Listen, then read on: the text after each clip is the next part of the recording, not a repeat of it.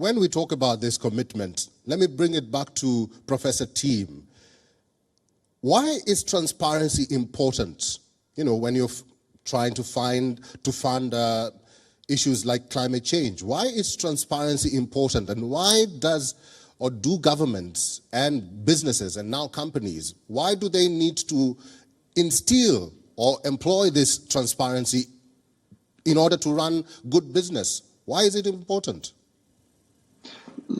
Thanks, Eric. Look, I think obviously consumers and also shareholders are much more aware. You know, with I think the internet, social media and other platforms like that, it's much easier to get information about the actions of different organisations. And I think that's prompting a lot of change. But I'd also have to say there needs to be transparency globally. And I think that the global north also needs to recognise that it has the resources to adapt to these things, that gives it the room to be able to mitigate because of decades of climate destruction. So I think we need to be very transparent about that as well. You know, that we need to recognise that the global south has a range of other challenges. You know, for instance, I've done some work in Ghana with small-scale fisheries, and we know that they're struggling with a range of compounding factors, depleted fish stocks, rising fuel costs. They've got reduced ability to be able to respond to climate change impacts. So it's very difficult to have the space then to invest in mitigation when you're playing catch-up. So I think, Eric, your question about transparency is multi-layered. It relates to a whole range of factors. Certainly, companies need to be transparent, but we also need to be transparent globally as well. Ambassador, do you have anything to add on that? Yes, of course we need transparency, but we also need accountability. Climate-related, climate-funded accountability is so important. I also agree on the need to share. We have a green strategic partnership with India. It's based on 5 S's, and I think these should be guiding S's for all of us. Also, when you're talking about this particular subject, we have scale, skills, speed, scope, and sustainability. We are not telling India or any other country what to do. We have a catalog of skills, meaning solutions. We share that with our friends here in India, and then they can pick and choose whatever they would use in their green transition. And it's so important. And let me also say, I mean, history shows that if we are going to change dramatically our behaviors, our ways of living, you have to have a kind of external shock. We had the oil crisis back in the 1970s, beginning of those, and now we'll have a different oil crisis where it's the pricing tag that is changing our behaviors. I tell you that this, of course, very unfortunate war that we experience in Europe, that will have a dramatic impact on the whole world, and hopefully that will also lead that we take the green energy transition more serious, and that we will move on these, but it has to be founded on transparency and accountability.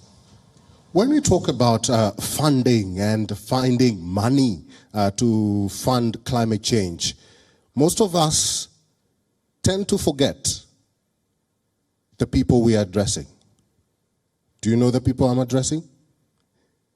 The generation that is now. We keep on talking about the benefits of climate change to the generation that is to come, to the generation that is for tomorrow, for young people. Laura, let me come back to you. Has the role of the youth in combating climate change been neglected? And if so, how can it be moderated to something that resonates with us? Well, I think because our future is affected, we tend to be more long-term thinking. We are more creative and invested in solving the climate crisis. And of course, we are all together invested in solving it. But for us, it's even more important because it's about our future, our children, our grandchildren. And because of that, I think it's really important to involve us, because it's not It's also about, how can I say it the best? It's about our future. So also the challenges we're facing right now and the solutions we are taking and the products we are making that are more climate proof, they have to really be suitable for that future. And if they're not suitable for that future, they may be not necessary or not suitable anymore in a few years. And we just do not have the time, and we cannot lose those products and resources right now. So it's really important that everything we are thinking of right now and all the solutions we're thinking of right now, it suits the future. So therefore, I find it really important to involve the future, the younger generations. But I totally agree with you. It's not only about future generations, it's also about the here and now. And that is about the youth, but also about inclusivity. So I think it's really important not only to involve, for example, the more older people, but also the youth, not only people in cities, but also people in rural areas, not only to involve people with a white skin color, but also people of color.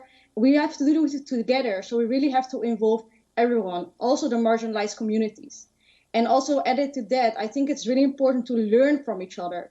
Because, for example, indigenous communities made sure that 80% of the world biodiversity is preserved.